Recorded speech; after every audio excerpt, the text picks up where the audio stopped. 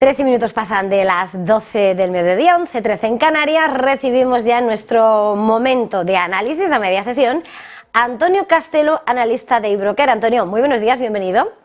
Hola Eva, muchas gracias, buenos días.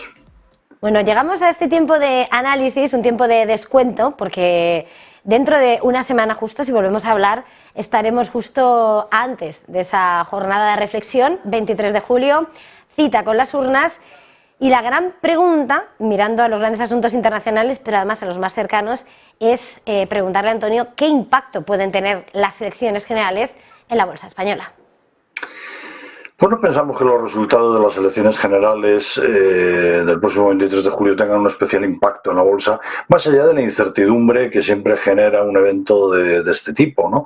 A ver, como ejemplos cercanos tenemos dos casos, ¿no? El resultado de las elecciones generales de Italia, que se celebraron el pasado mes de septiembre, y el resultado de las recientes elecciones municipales y autonómicas en España. No son unas elecciones generales, pero también podían dar algún tipo de pista importante. Y en ninguno de los casos hemos visto un impacto significativo ni en el mercado bursátil ni en los bonos soberanos de España o de Italia, son los países que hemos mencionado, o la prima de riesgo de los mismos, ya que los mercados de ambos países se han comportado en la misma línea que el resto de bolsas europeas, bueno, con los matices particulares luego de cada índice, claro.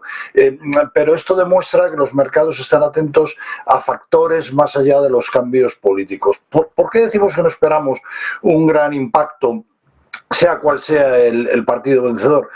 Pues porque aunque los gobiernos nacionales puedan proponer leyes y regulaciones de acuerdo a sus ideologías y tendencias, al final España o Italia, y decimos España o Italia porque son los países que hemos citado en el ejemplo primero que hemos puesto, no dejan de estar bajo el paraguas de una serie de organismos supranacionales como la Comisión Europea, el Banco Central Europeo, que vigilan el cumplimiento de las normas de disciplina fiscal y financiera que finalmente tienen que cumplir todos los países miembros, ¿no? Y esto de alguna manera pues les va a limitar a la hora de tomar decisiones, ¿no? No sé cómo andamos de tiempo, Eva, pero te podría decir que la situación actual nos recuerda bastante a la vivida en 2011, cuando el socialista Rodríguez Zapatero, después de una nefasta gestión económica que colocó a España al borde de la quiebra y después de tener que efectuar una serie de recortes muy importantes, adelantó la celebración de las elecciones generales que estaban previstas para abril de 2012, las adelantó a noviembre de 2011, esas elecciones las ganó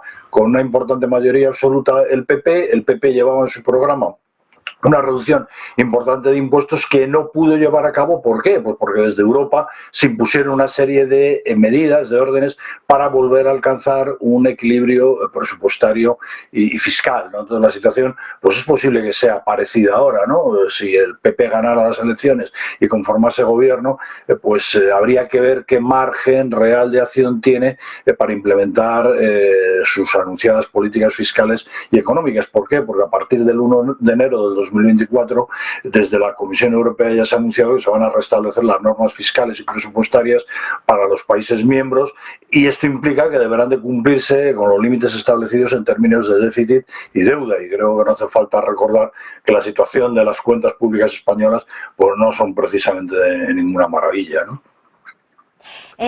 Tiempo tenemos, sobre todo porque el tema además es de sumo interés. Estaba señalando como no tenemos que esperar un impacto significativo, pero adentrándonos un poco además en lo que pueden ser los sectores más protagonistas, dependiendo de cuál sea la opción que gane, ¿cuáles serían las repercusiones en los diferentes sectores y empresas según el partido político que pueda formar gobierno? Bueno, sí que es verdad que los inversores valoran, sobre todo los inversores internacionales, que son los que mueven los mercados, ¿no? Los institucionales. Te decía que valoran la seguridad jurídica y unas reglas de juego bien definidas y delimitadas, que no estén sujetas a cambios constantes o arbitrarios, como lamentablemente hemos visto en los últimos años. Entonces, un menor intervencionismo gubernamental suele ser bien recibido por las empresas y, en consecuencia, también por los mercados, ¿no? Entonces, en principio, por este esta vía es posible que sea mejor recibido y percibido a nivel internacional un gobierno del PP, pero como te decía antes, no creemos que haya mucho más que destacar. A priori, un gobierno con una orientación más liberal y mayor disciplina fiscal, como sería el caso del PP en contraposición al PSOE, se percibe como más proclive a beneficiar a sectores como la banca, como las empresas de servicios públicos, las utilities, y también al sector inmobiliario, ¿no? Pero como hemos dicho antes, habrá que ver qué capacidad real de actuación tendría un gobierno del PP dada la situación actual de las cuentas públicas, ¿no? Otra cosa que hay que tener en cuenta es el caso de las empresas del IBEX y de algunas de las de mayor tamaño del mercado continuo, ¿no? Y es que la mayor parte de sus ingresos se perciben fuera de España, por lo que tampoco tendría mucha repercusión en la generación de la cuenta de resultados desde arriba, en la cascada de resultados desde los ingresos, que haya un gobierno de un signo o de otro, ¿no? Últimamente se hablaba mucho del impuesto extraordinario que se le aplicó a la banca y a las energéticas, ¿no? Los famosos beneficios caídos del cielo, ¿no? Un gravamen extraordinario y temporal que desde luego no tiene desde un punto de vista fiscal y jurídico por dónde cogerse, que está recurrido por las propias entidades, que fue criticado por el PP, pero recientemente pues el señor Feijóo ha admitido que va a tener que modificar la redacción de los textos legales de estos impuestos especiales, por decirlo de alguna manera, para que los cargos se realicen sobre los resultados y no sobre los ingresos de las entidades, pero que de momento no los va a suprimir. Entonces aquí lo que se ha demostrado es lo que te decía al principio, que los gobiernos, da igual sea cual sea su signo político, pues al final tienen complicación para controlar el déficit fiscal reduciendo el gasto público, porque esto es en muchos casos tremendamente impopular. Y en muchos casos también vemos gasto público tremendamente improductivo y sin embargo, pues al final, cuando toca reequilibrar déficit, pues bueno, el tema de los impuestos, aunque se critique y se diga, luego a la hora de la verdad es complicado llevarlos adelante. Entonces vemos efectivamente dos sectores que a priori podrían ser beneficiados por un gobierno del PP, las utilities y el sector bancario, y a la hora de la verdad pues veremos a ver si esos, al menos la eliminación de ese impuesto o la modificación de ese impuesto, pues realmente se puede producir y si realmente les va a beneficiar o no. Y más allá de estos grandes asuntos que he querido poner sobre la mesa, antes de terminar, Antonio, quería preguntarte sobre alguna recomendación de valores, pero antes me vas a permitir, porque tengo que hacerme eco de algunas referencias de última hora que están llegando. Ya saben que estamos pendientes de lo que está por venir, la presentación de los resultados de los bancos, de los grandes bancos americanos, pero ya tenemos titulares que poner sobre la mesa y en concreto, por lo que acabamos de conocer de United Health, ha presentado resultados y hasta ahora se dispara un 12% en el pre-market tras batir resultados y elevar perspectivas.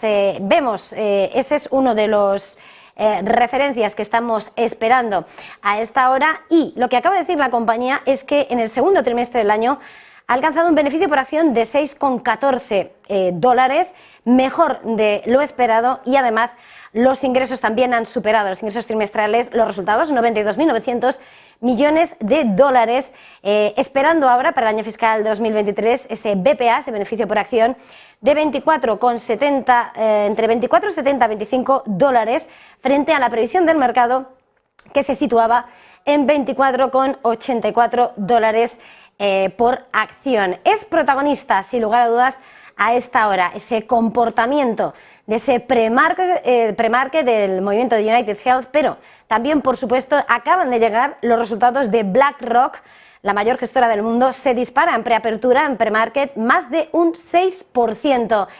Y la letra de esos resultados es que hemos visto cómo la compañía ha presentado unos ingresos de 4.400 millones de dólares, es en la tasa interanual, en ese comportamiento, y también ha presentado ese beneficio por acción de 9,28 dólares, que supera a lo que se esperaba. También los ingresos de 4.460 millones superan lo que se esperaba. Por lo tanto, son unos datos así, viendo los primeros flashes buenos, superan las previsiones y, en el caso de United Health, además, la compañía de salud elevando perspectivas, que son los grandes protagonistas a esta hora, mientras estamos también esperando a otros gigantes como JP Morgan, Citi y Wells Fargo. Por terminar este tiempo de análisis,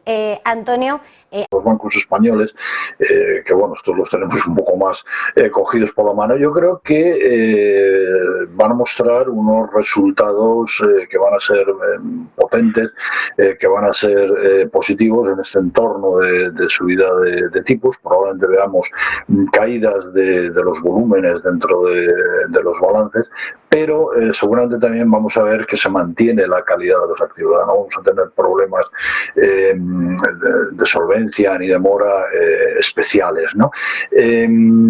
Bueno, yo creo que va a haber que estar muy atentos a Bankinter, que es el primero de los bancos que va a presentar resultados, que lo hace la semana que viene, el día 20 de julio, y bueno, por lo que he podido ir leyendo y viendo, pues las previsiones son francamente buenas. Va a aumentar de una manera importante el margen de intereses, y en general yo creo que toda la banca española, que además bueno, ha sufrido bastante después de, sobre todo los bancos domésticos, después de lo que ocurrió con algunos bancos americanos en marzo, yo creo que van a presentar unos resultados muy buenos, que las guías las van a mantener, incluso las van a mejorar, y bueno, puede ser una buena alternativa de inversión para los próximos meses.